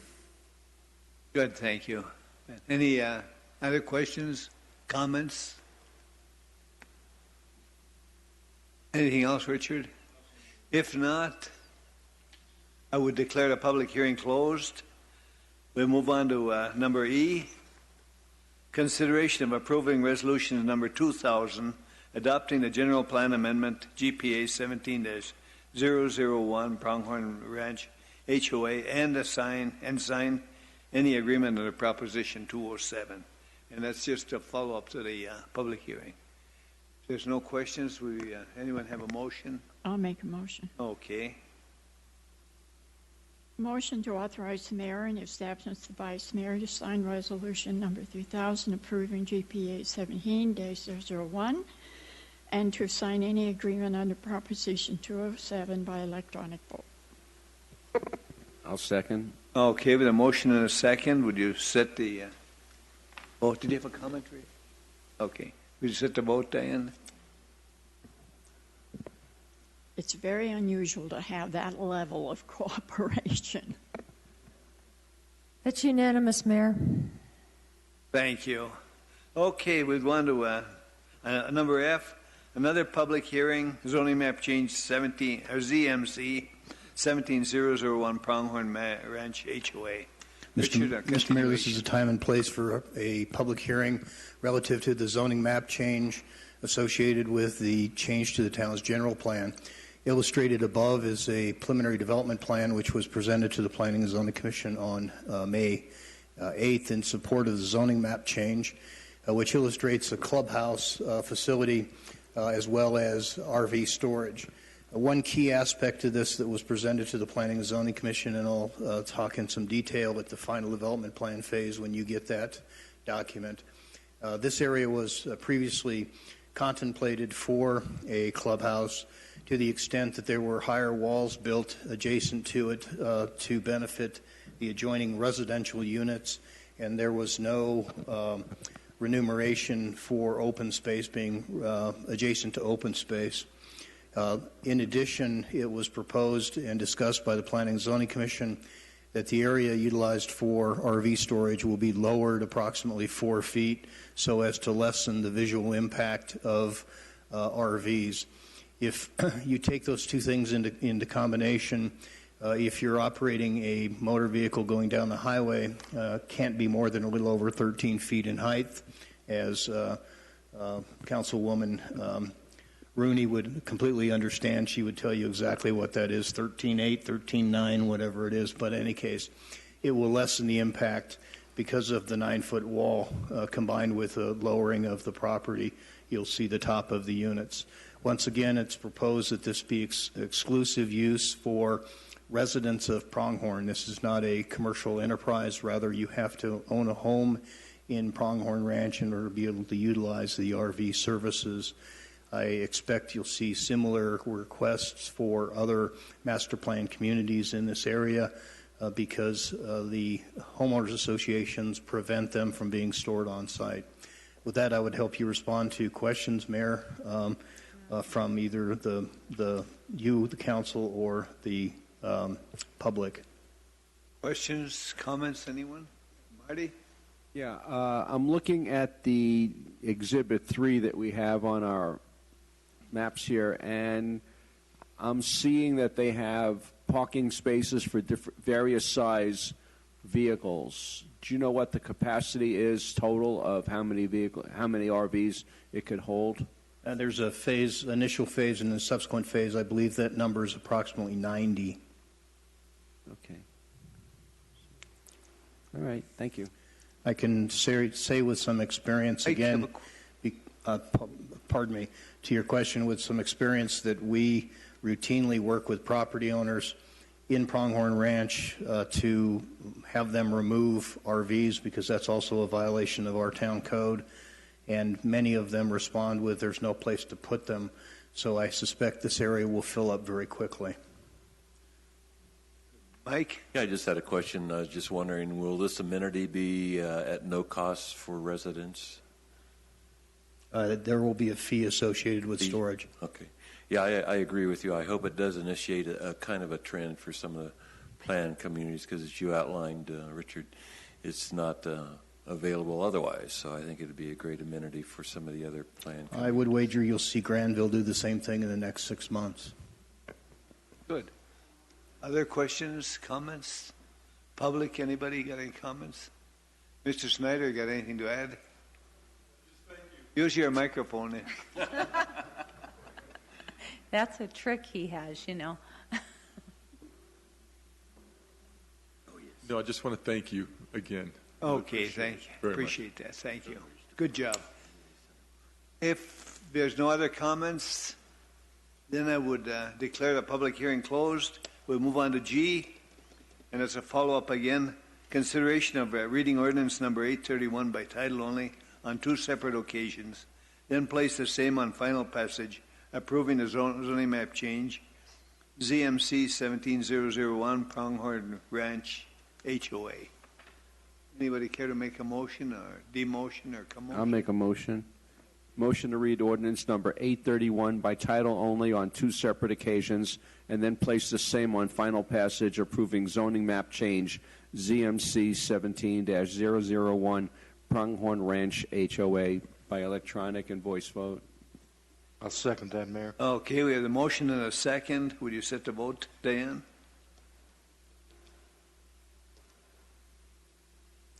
That's unanimous, Mayor. That passes.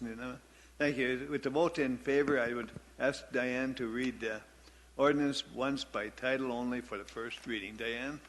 Ordinance number 831, an ordinance of the mayor and the common council of the town of Prescott Valley, a municipal corporation of Arizona, amending the town's zoning map by changing the zoning classification of an approximately 3 1/2 acres parcel A of tract 65 Pronghorn Ranch Unit 12 from R1L-10 Pad Residential Single Family Limited Planned Area Development zoning to CEAP3 Pad Commercial Minor Industrial Planned Area Development zoning with conditions, and providing that this ordinance shall be effective 30 days after its passage and approval according to law. Good. Thank you, Diane. Mr. Snyder, thank you again. Richard, thank you. Okay, we move on to number H, consideration of authorizing the mayor or in his absence the vice mayor to sign resolution number 2001, adopting and approval of the final development plan 17-004 Val Vista Apartments. Richard, do you want to? Yes, thank you, Mr. Mayor. You've previously seen this, Councilman Rooney. This is the area known as Navajo Commons, and there's quite a bit of background in that. This area was rezoned many years ago to exclusively commercial development, and as you can see, it's all vacant with the exception of the dollar store in the corner. So they went back to the drawing board to come up with some way to develop this property, and they went through the planning process through amendments to the town's general plan as a zoning entitlement to an RS use district, and were successful in bringing a preliminary development plan through the Planning and Zoning Commission and zoning entitlement through you. Now they bring a final development plan, which is the last council action necessary before they can actually pull building permits and build this. What's proposed is 198 units on 9.5 acres. The final development plan in your packet illustrates the layout, the parking configuration, as well as the location of garages and so forth. This is a 3-story project and will be built in phases over time if approved. We'll tell you that the submittal for the final development plan and most recently the building plan submittals meet or exceed the town specifications, and on that basis staff recommends approval. With that, I'd respond to your questions, Mayor or Council. Questions, anyone?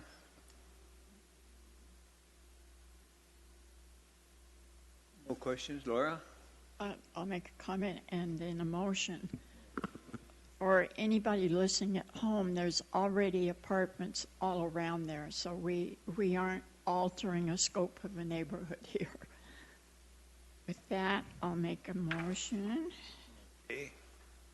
Motion to authorize the mayor in his absence the vice mayor to sign resolution number 201, adopting and approving Final Development Plan 17-004 Valley Vista Apartments by electronic vote. And I'll second that, Mayor. Have the motion and a second. Diane, would you set the vote?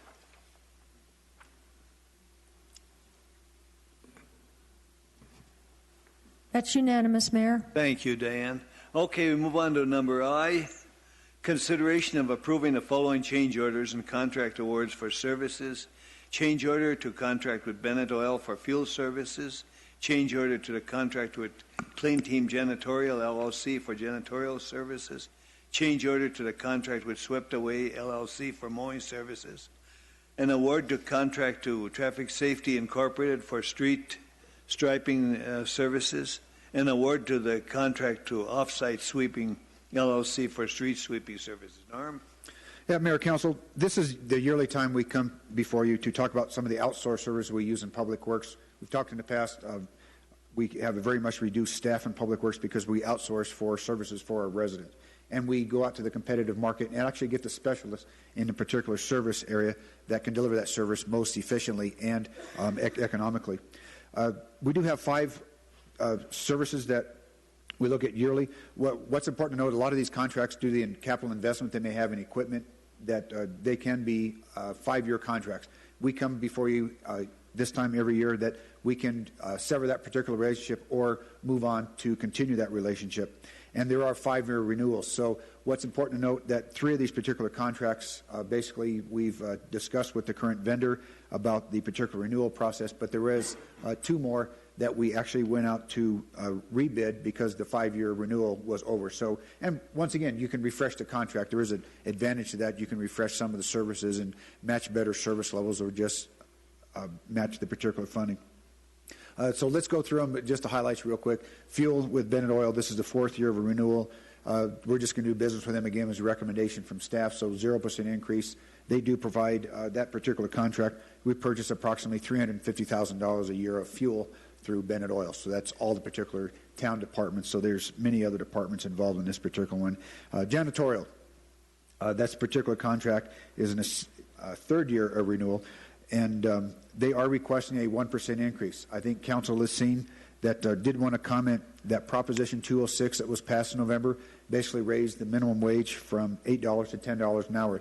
That was immediately effective in January. We're seeing some of these labor-intensive contracts require that. They do have increased costs. So janitorial is one of them. They've come to us and said they would like a particular 1% increase basically to cover that particular cost. So as staff, we feel like that's very reasonable in order to cover some of those additional costs due to paying the increase in wages to some of that frontline staff. That particular contract to clean these 3 buildings is about $120,000 a year. The last one is mowing services. That's about a $40,000 a year contract. We've had long discussion with them, would like a 2% increase because even more so, a lot of their particular labor rates is that frontline labor. They've seen that particular 20% increase from the $8 to $10 an hour. They've asked for a 2% increase. Striping and markings, this is a renewal. We did go out and advertise and had lots of interest in this particular contract, but we only got one bidder. It's been Traffic Safety forever. I think all the vendors, we pursued them real hard, and they said, basically he's bidding the same thing he always has. We wouldn't come for a recommendation to award to him with only one bidder if he didn't come in where he's at. He is a very well-known Prescott Valley contractor, so he likes working for us and kept his prices the same. So basically we've refreshed that contract, and we spend roughly $54,000 a year restriping our particular streets. A comment about that, it's a very sophisticated truck with the computer systems now. There's no reason to have a truck like that in our inventory. 3 weeks a year it takes them to stripe. We get very good service. So there's a good example of, the specialists. You got to drive real straight and, keep those lines right. So it's nice to have that particular outsourced. The last one did want to cover is street sweeping. This has been somewhat of a refresher, and actually a little surprise to us is one of the local contractors was actually beat by a particular firm by quite a bit. So that's the refreshing. He raised his price a little bit, so it's staff's recommendation. That's where the free enterprise market works in competition. There would be actual change for a particular street sweeping services. Same contract for scope. 4 times a year we sweep the 200 miles of 260 miles of streets in Prescott Valley. So this is a change of a contractor, and we'll see how they do, and they have the opportunity to renew for 4 more years. So that's the highlights, Mayor, of each particular one, and it's staff's recommendation to recommend the particular recommendations of staff for each one of these outsourced services. Any questions? Rick? Any questions, comments? Mr. Mayor, I'd just like to mention that it looks like we're under budget for janitorial and mowing services as far as what we budgeted versus what we've received as far as a bid. Am I reading that right? Typically, we do have in the janitorial, I don't know if we're looking at the strict budget, but I guess to answer with confidence, since a renewable contract, it's well within the percentages, so right at where the budget would be. There's a little particular additional in there, just 1,000 or 2, just because sometimes there's some additional cleanings and the like, so there's a little bit capacity, but not very much at all. Very small percentage. Good. Other questions, comments? Motions, promotions, demotions? Commotion, anybody? Emotion? Mike? Mr. Mayor, I'd be happy to make a motion, and this will be a long one, so bear with me.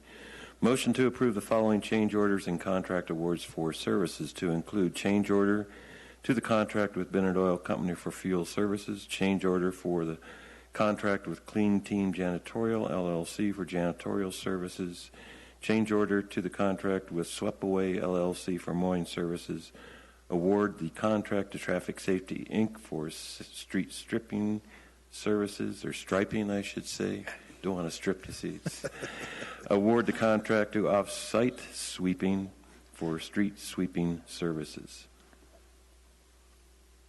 Add the rest of it. You're not done. I'm not done. Is there more? Okay. It's another chapter. Let me see if I can find it. Okay, so change order to the well, I got that one, so I see. Change order to the well, I see that too. I don't know if there is additional ones or not.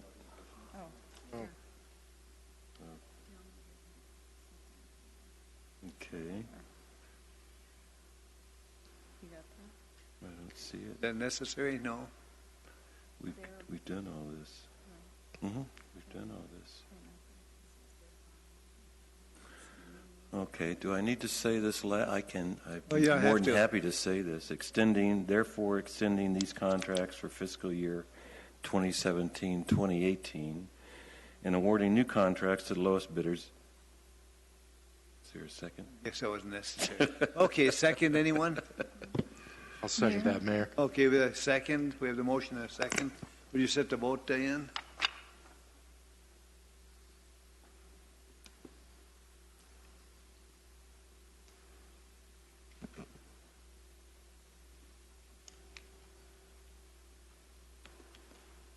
That's now unanimous, Mayor. Thank you. Norm, that was a good job. Thank you, Mayor. We'll move on into J, consideration of awarding landscape services and weed maintenance contract to Kaler Enterprises doing business as Kaler Landworks Maintenance.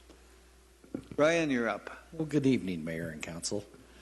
I'm here tonight on behalf of one of our colleagues. Unfortunately, he's out with a family medical emergency. So in support of my colleague, Director Davis, I'm here presenting on Public Works' behalf. This is a shared contract. It's my purpose in being here to help answer any questions that you may have as it relates to a landscape service. This is a contract, when I came on board 10 years ago, it was in operation. It went through a renewal 5 years ago, and it is a renewal again. The contract serves as 5 one-year independent renewal program services. It will be enacted coming forward in July if it's so chosen this evening. They provide landscape services for a variety of our different streetscapes, town properties, trails, and also within some of our parks that we have here in Prescott Valley. So with that being said, we went through a advertising period. We received 5 interested parties interested in this contract. We also scheduled 3 tours of various town facilities based upon their interests and discoveries that they wanted to go through. And in doing so, received 1 bid through this process. It is the vendor that we've been working with for several years. And we are making that recommendation to you tonight for adoption of this agreement for Kaler Landscape Services, providing weed control and landscape services over street, medians, facilities, trails, and parks. So with that being said, I'll be happy to answer any questions you might have. Questions, anyone? Mr. Mayor, I just had one question, and that is, how does this compare to our previous contract with Kaler? Specifically in regards to parks, it is exactly even as last year's contract, and I'm expecting if there was very little to no overall increases in the contract from last year. Any other questions, comments? Mary? No, I have none. I'll make a motion.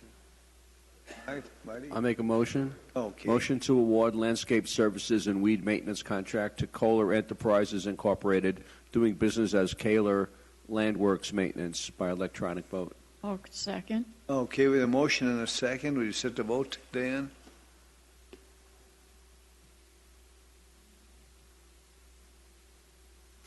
That's unanimous, Mayor. It's been good, Brian. Thank you, sir. Okay, we go on to K. Consideration of awarding each annual contract order to the lowest responsive bidder as follows. The roadway materials for cold mix and hot mix under 100 tons to Asphalt Paving and Supply Incorporated.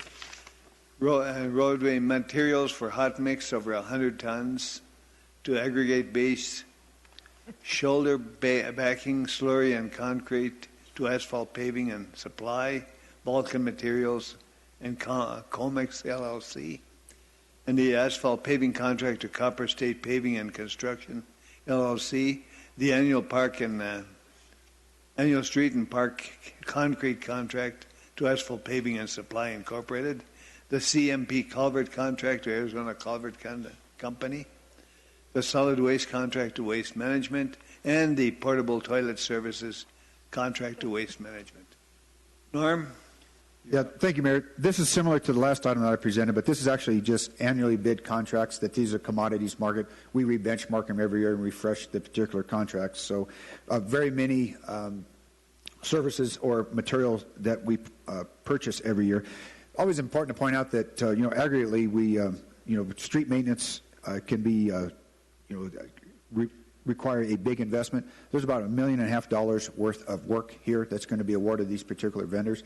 Once again, very good competition. Would like to just hit a couple of the highlights of some of these annual material contracts just to give what we do year out. But roadway materials, we have great competition from two material suppliers here, aggregates, and also the materials we use to maintain our streets. So between Asphalt Paving Supply and the combination partnership between Vulcan Materials and CEMEX, they're one or the other. They compete very fiercely back and forth. So depending on the particular material item, there's a low bidder there. But what's nice, there are local suppliers, and they, as I mentioned, that these particular items here aggregately add up to about $350,000 a year. We buy in hot mix, and cold patch in the wintertime we spend about $30,000, and even some of the edge patching we spend about $30,000 a year with aggregate base. So these particular commodities here, very happy to have the competition locally and the working relationship with each one of these particular material suppliers.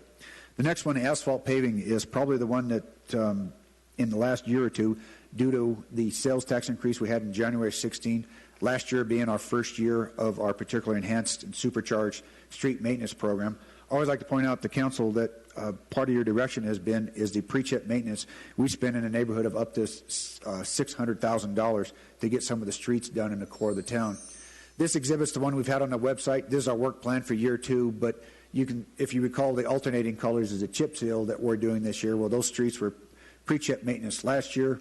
The orange area that's delineated here and also on the legend talks about the pre-chip maintenance we do to get historic widths back to streets, patch localized particular rutting and or potholes and or crack sealing. So you can see the orange areas as delineated there. That's the $600,000. So fierce competition for that particular ability to have that particular work. So as you can see, we had 3 local contractors there. This was sent out once again, statewide, nationwide. We advertised. We had anywhere from 12 to 15 plan holders. This is the bids we did receive, but all 3 are very local contractors, very much wanted to work, and that's where when you see our partnerships with the local contract community of $600,000 spent, there's been no staff increase we've talked about with the $2 million a year. So we have great partnerships. Our particular management staff in Public Works looks over the particular quality work being done and making sure that that's a good quality product per the specifications. So this is actually a big item that's been supercharged. Used to be only $100,000, $150,000. It's been up to $600,000. So once again, the award of this particular project, very good competition there and very good partnerships to see that work done. Park Concrete, as you can see, Asphalt Paving Supply, they've been a long-term vendor.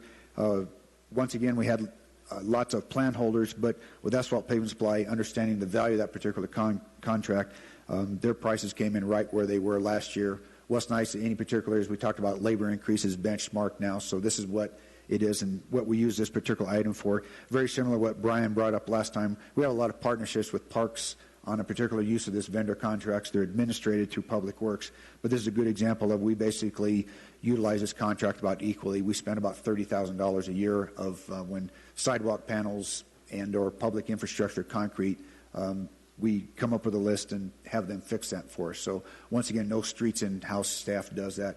We have a great relationship with Asphalt Paving Supply and very, very pleased that they're the low bidder again this year. We can continue that working relationship with them if you so choose to re-award. CMP culverts in the core of the town. This is just our ability to have a list of the different size culverts, and we bid that out so we can just pick off the list, and that way we can get culvert deliveries simpler with what we buy with culverts for street maintenance. Solid waste disposal, pretty simple there. 3 local vendors. That's the sanitation service for each of our buildings. So once again, other departments share that, but we have rebid that yearly, and waste management once again is the low bidder. And of course, the portable toilets we use for particular special events, that's bid out, and actually that's changed to waste management. Good competition there from the 2 providers. So once again, always got good competition there to provide the best, efficient, and economical service. With that, be happy to answer any further questions you have, but with a particular award tonight, we can get these contracts in place. And I always talk about the seamless ability we have here in Prescott Valley with our budgets being approved.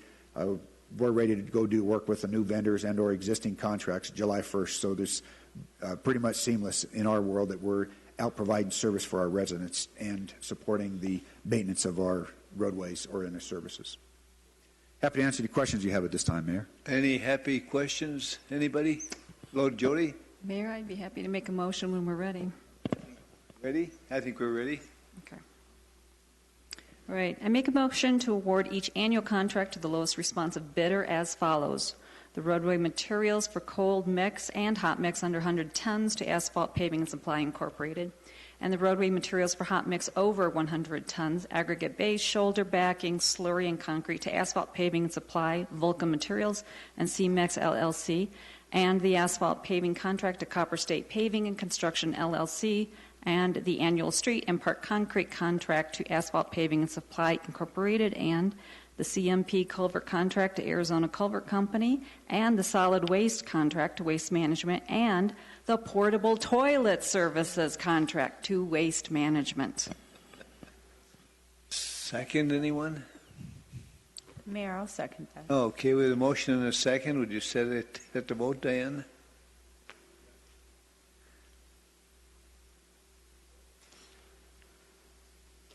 That's unanimous, Mayor. Norm? Excuse me. That's a good job. I think Thank you, we're in Mayor. great shape. Thank you, Norm. Okay, we move on to number 10, comments from the public, consideration and discussion. These, those wishing to address the council need not request permission in advance. Any such remarks shall be addressed to the council as a whole and not to any member thereof. Such remarks shall be limited to 5 minutes unless additional time is granted by the mayor. Anybody care to make a comment? Yes, ma'am. Come on up. Good to see you.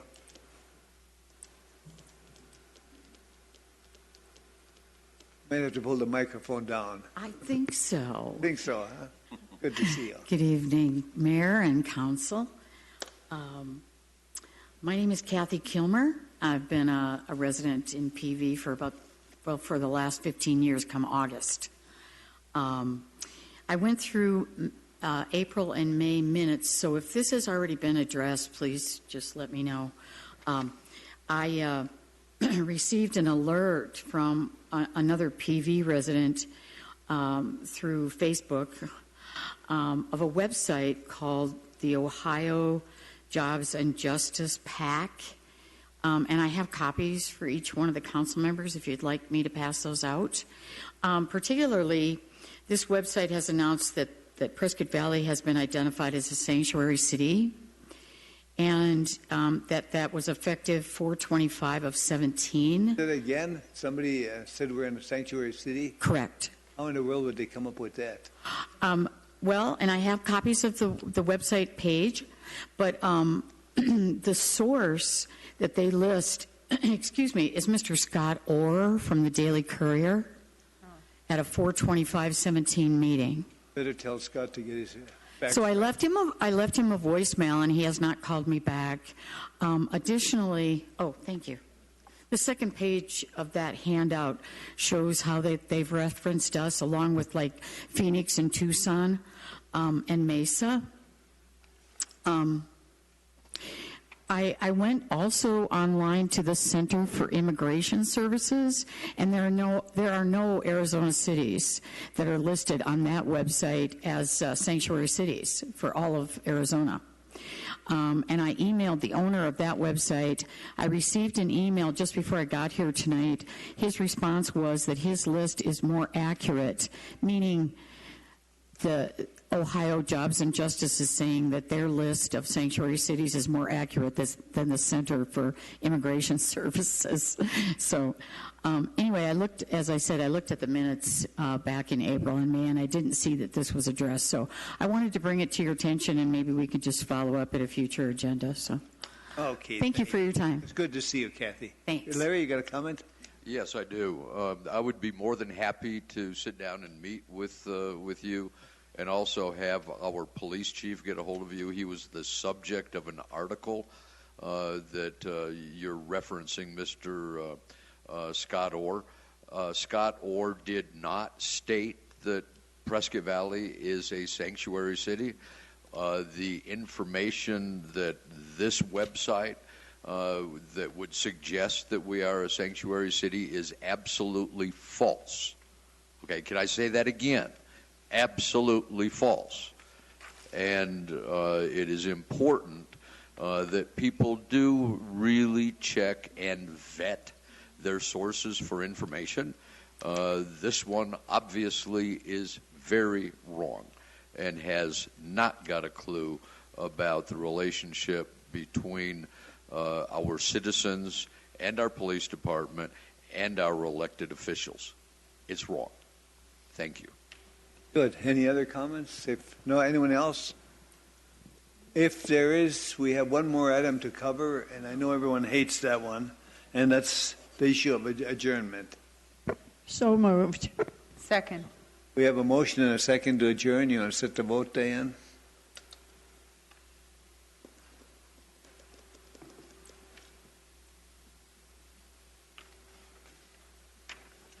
That's unanimous, Mayor. That's unanimous. I want to thank you all for coming. We're going to have one more session here with the CFDs.